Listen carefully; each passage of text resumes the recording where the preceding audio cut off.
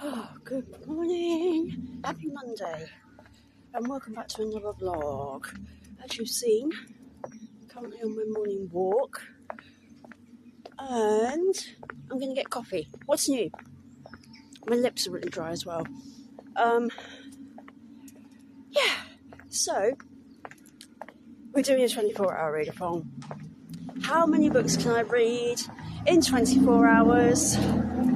Let's see, and I've got books that I need to finish as well, so that'll be a really good motivator. Yeah, so we'll see. I have almost finished the 4th book in the Thursday Murder Club series. So, I mean, it's a lot better than the 3rd. I'll give it that. And it is very, very sad. Check trigger warnings. And if I sound weird, I've got retainers in. So, yeah. So I've got that. Got a few more physical books as well.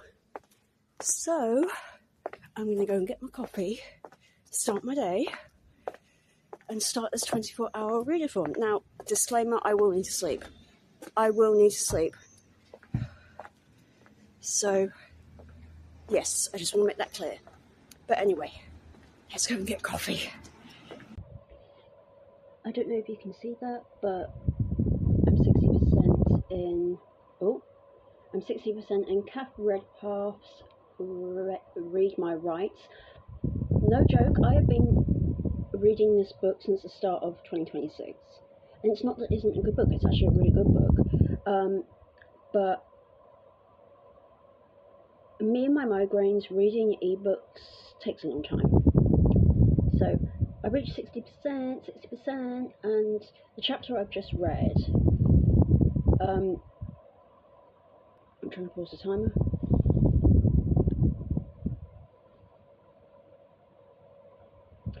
The chapter that I've just read, oh my god, I can't remember her name. What is the main character's name? I'm all over the place this morning. Charlie. So Charlie's gone on a date with this other guy, not Elijah. And from the word go, she's like, no, I want to go. And then Elijah comes into the restaurant with another woman. And it's like, they can't stop staring at each other. And I'm like, oh, come on, when are you going to admit to yourself that you two are, like, have feelings for each other? When are you going to admit it? Also, I love the way Elijah's mental health problems are written. It can be a bit triggering for me, but it's real. Like, this is real. So yeah, now I've got to do some work now, but at some point I will listen to the Thursday Murder Club book. So yeah, time to work then. I have just finished book 4 in the Thursday Murder Club series. Okay, a lot better than the 3rd book. The 3rd book didn't hit it for me, I don't know why. And I've literally just changed my rating of the 1st book in the series. It's a 5 stars. I gave the 1st book 5 stars because I changed it. 2nd book I gave 4.5. The 3rd book I'm pretty sure I gave 3. I could be wrong. Book number 4, 4.5, because it is so emotional. There are chapters where it's like, whoa, this is a real insight into somebody literally going down a rabbit hole of dementia or Alzheimer's. And the hard decisions, like a carer or a loved one has to make for that. It's such a deep dive. And I also listened to the interview that Fiona Shaw narrates the, I don't know whether she might have narrated book 3, I want to say. I honestly can't remember. But Fiona Shaw narrated book 4. And at the end, she has an interview with RichardOsman. Now, there is also an interview with RichardOsman on book 3 by Steph McGovern, but to be honest, I just skipped it because I really didn't enjoy book 3, as if you don't already know that. we're not talking about book 3, we're talking about book 4, the last devil to die, or something like that. Yeah, it's how people of a certain age, I'm not going to say the word beginning with O, ending in D. I feel like can be a little bit offensive these days. Yeah, as people get to a certain age, it becomes harder and harder to make proper friends. And interestingly, RichardOsman kind of said that when his mum was in kind of like a retirement village or a home, whatever you want to describe it as, his mum interacted with people that she would otherwise have never, ever would never come across or interact with in her life before. And he compared it to a university, and that got me thinking, well, hang on a minute, there are some people that I met in university that I probably would have never met elsewhere in my life. And funny enough, I was thinking about that today, where I kind of thought, I was off topic, but I was talking about how my new job, starting this new job, telling someone was asking how it was going, and I was like, oh, it's good, but it will be interesting because I'm working on weekends this week, and I expect weekends to be incredibly busy. And she's like, oh, they're really throwing you in the deep end. And it's like, yes and no, because they've kind of already thrown me in the deep end. I've already done a lot of till training. I've already done kind of like answering the phone and stuff like that. But I've never worked a weekend when there's potentially could be 400 plus people. So, and I think in the long run, as I get older, it's better to be thrown in the deep end.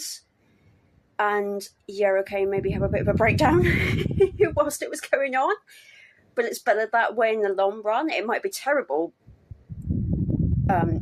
experiencing it in the here and now, but in the long run, it will be better. And I kind of thought to myself, literally stepping in the shower this morning, I was kind of like, what happens if I would have done a 4th year at sixth form?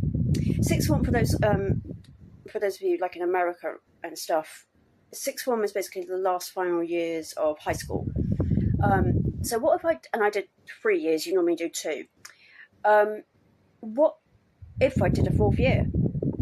Well, I wouldn't have made friends with people who I still keep in contact with to this day. I wouldn't have met my best friend from university who I still keep in contact with, have still done projects with, have worked with even.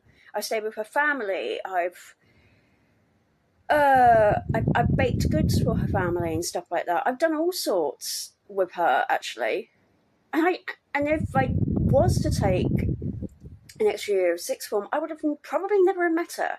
So it's kind of like, I get where RichardOsman is kind of coming from. You go into retirement community, you go to university, and then you cross paths with people who you probably would never cross paths with in your entire life. So I completely resonate with that. And obviously this has got major trigger warnings for death of a loved one and Alzheimer's, dementia sufferers, that kind of thing. I will say trigger warnings also for, obviously, murder. I think that's blimmin' obvious. But there's trigger warnings for drug use as well. There's a lot of that going on in this book. And I'm going to be completely honest, I don't understand it. And there's also an insight into the antiques world and faking art and stuff. And again, a world that is completely over my head. Yeah. So that's good. First book down, and I gave it 4.5. I believe I said that. If not, I will correct myself. The next book that I will be reading, physical book, so I don't know how I'm going to get on with this. By the way, the timer is still pretty much at 23 hours and 17 minutes when I've just paused it. I am jumping back into King of Wrath by Anna Huang. And I'm just over halfway through it, and talk about slow burner romances. I've also just finished a book over the weekend by Jessica Peterson, I want to say. It's the Lucky River Ranch series. I've just finished the first book in the series, and I even brought the second book in the series as well. What I'm trying to say is that was a slow burn romance. This is definitely a slow burn romance, but oh my god, the grovelling. And I heard somebody else talk about this, about the grovelling and how it's like constant back and forth. Cash by Jessica Peterson, the first book in the Lucky River Ranch series, is like that as well. And I gave that 5 stars. Cash was the first book in the series. I gave that 5 stars. It was so good. I don't know what rating I'm going to give this yet, so I will continue at some point reading this once I finished up typing some notes for a manuscript, because I've literally just written a sentence and apparently it's littered with errors. So I've got to go and deal with that before I jump into this physical copy.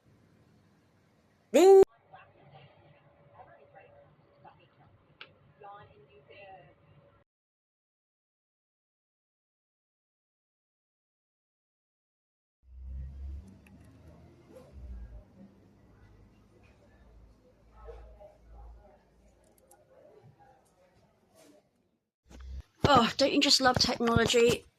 For some weird reason, my phone stopped filming. Anyway, I was just saying, before I was rudely interrupted, that I have finished 3 books and the timer is at 15 hours and 9 minutes.